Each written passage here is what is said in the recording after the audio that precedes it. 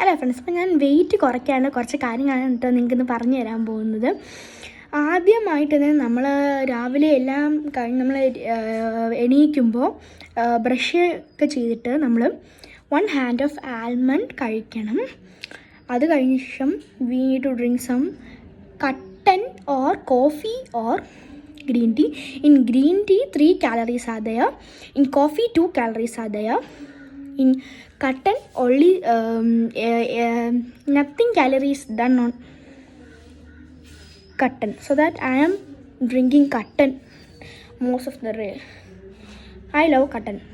It's good for your health. In the morning I will eat 1 hand of almond. After that I will drink 1 cotton. After that in 8:30 I will eat my breakfast, that is ragi dosha with chamandi or anything we can eat, but in small. If you want kadala, we need to take a small small cup of water, and we need to put the kadala on that, and we how we make the kadala curry, we can eat with the dosha.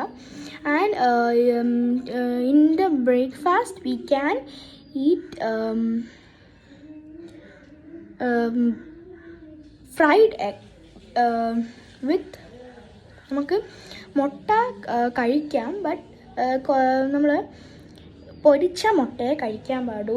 എങ്ങനത്തെ മുട്ട വേണമെങ്കിൽ കഴിക്കാം, പക്ഷേ ബുൾസൈയും കഴിക്കുമ്പോൾ കുറച്ച് പെപ്പറും പിന്നെ അല്ലാതെ